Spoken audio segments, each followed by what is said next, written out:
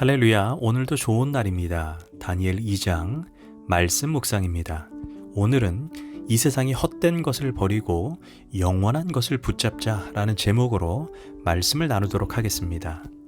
성경에서 꿈은 하나님 계시의 중요한 통로임을 말해줍니다. 요엘 2장 28절에서 하나님은 꿈과 환상을 통해 말씀한다 라고 말합니다. 민수기 12장 6절에서는 나 야훼는 꿈을 통해 나의 뜻과 이상을 말한다 라고 말합니다. 요셉은 해와 달과 11별에 대한 꿈을 꾸는데 이는 요셉의 미래적인 비전, 사명과 관련된 꿈입니다. 하나님은 꿈을 통하여 야곱에게 고향 땅으로 돌아갈 것을 지시했으며 예수님의 육신의 아버지가 될 요셉에겐 꿈을 통해 마리아를 의심하지 말고 데려올 것을 지시했습니다. 또한 동방박사에게 헤롯에게 가지 말고 다른 길로 가라고 경고했습니다. 이처럼 하나님은 지금도 꿈을 통해서 우리에게 계시를 주십니다. 그러나 우리가 잊지 말아야 하는 것은 그렇다고 모든 꿈이 다 하나님의 정확한 계시는 아닙니다. 잘못된 꿈을 꾸고 계시를 받았다는 이단 교주들이 얼마나 많은지 모릅니다. 그래서 하나님은 꿈을 통해 말씀하실 수 있으나 완전한 계시는 아닙니다.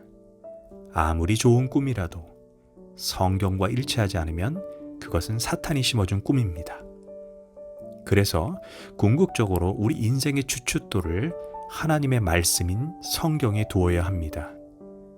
누구든지 나의 이 말씀을 듣고 행하는 자는 그 집을 반석 위에 지은 지혜로운 사람 같으니 비가 내리고 장수가 나고 바람이 불어 그 집에 부득치되 무너지지 아니하나니. 특별히 성경이 완성되기 전인 구약시대에 하나님께서 꿈을 통해 느부갓네살에게 자신의 뜻을 계시하셨습니다.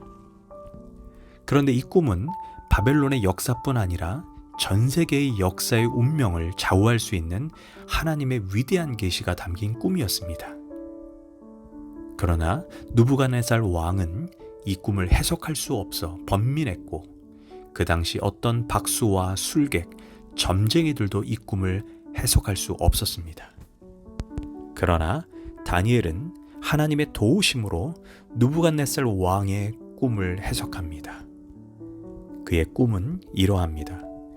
거대한 우상의 형체가 있는데 머리는 정금이요, 가슴과 팔은 은이요, 배와 넓적다리는 노시요, 그 종아리는 철이요, 그 발은 얼마는 철이요, 얼마는 진흙이었습니다.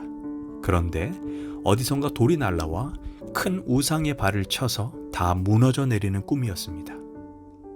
다니엘은 이 꿈을 해석하기 시작합니다. 여기에서 정금으로 된 머리는 지금 바벨론을 의미하고 그 다음에 가슴과 팔은 바벨론을 무너뜨릴 페르시아를 의미합니다. 그리고 배와 넓적다리는 다시 페르시아를 무너뜨릴 알렉산더를 중심으로 했던 헬라 제국을 의미합니다. 그리고 종아리는 헬라 제국을 무너뜨릴 로마를 상징합니다. 그리고 결국 로마는 발과 발가락으로 구성된 최후의 제국에 의해 멸망을 당합니다. 어쩌면 그 최후의 제국이 오늘 이 시대를 상징합니다. 성경은 이 시대를 가리켜 말세지 말이라고 말합니다. 그런데 갑자기 어느 날 사람의 손으로 만들지 않은 돌이 날라와 인간이 세운 모든 역사를 하루아침에 무너뜨리는 것으로 끝이 납니다. 이 느부갓네살 왕의 꿈에는 우리에게 주는 강력한 메시지가 있습니다. 결국 이 땅에 영원한 나라, 영원한 권세는 없다는 것입니다. 아무리 천하를 호령해도 결국은 다 무너져 내립니다. 한때 전 세계 패권을 장악했던 바벨론, 페르시아, 헬라 제국도 그리고 로마도 결국은 다 무너져 내렸습니다.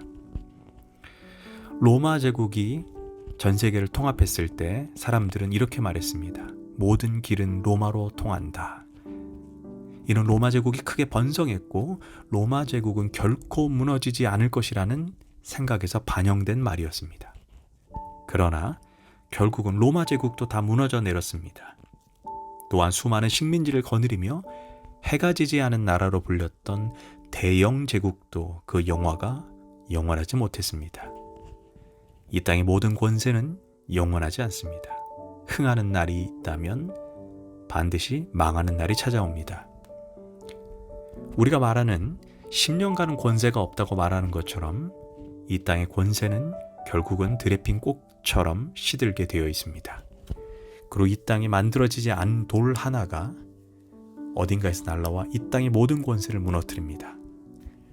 다니엘 2장 34절 또 왕이 보신즉 손대지 아니한 돌이 나와서 신상의 쇠와 진흙의 발을 쳐서 부서뜨리매.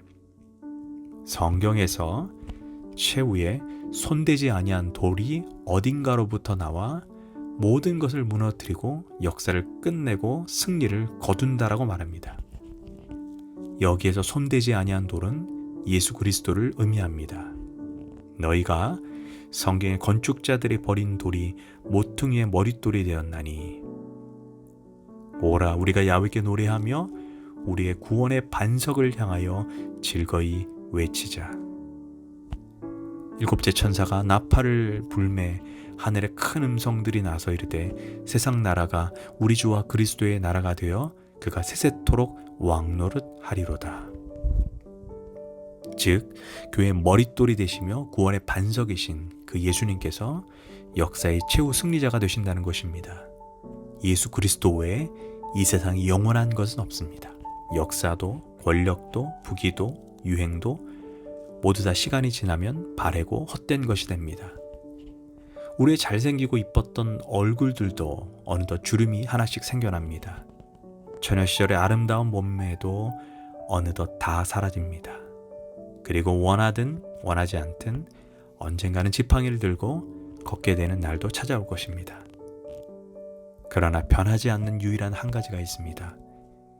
예수 그리스도는 어제나 오늘이나 영원토록 동일하시느니라. 시편 103편 15절에서 17절은 이렇게 말합니다. 인생은 그날의 풀과 같으며 그 영화가 들의 꽃과 같도다. 그것은 바람이 지나가면 없어지나니 그 있던 자리도 다시 알지 못하거니와 야훼의 인자하심은 자기를 경외하는 자에게 영원부터 영원까지 이르느니라. 그러나 감동적인 것은 예수님 외에 자기를 경외하는 자들은 영원부터 영원까지 기억된다는 것입니다. 즉 역사의 최후의 승리자이시며 심판자이신 예수 그리스도가 어느 날 우리가 생각하지 못한 날에 오실 것이며 그분을 경외했던 자들의 충성, 눈물, 땀, 헌신, 기도는 결코 헛되지 않고 영원부터 영원까지 기억된다는 것입니다. 이것이 우리에게 큰 위로가 됩니다. 기도하겠습니다. 이 역사 속에 통치자가 되시고 역사 배후에 하나님의 서 계심을 생각할 때 마음이 참 든든합니다. 우리가 이 세상에 살되 영원한 세계를 보고 이 땅에서 하나님의 뜻이 무엇인지를 깨달으며 살게 하소서. 예수님의 이름으로 기도합니다. 아멘.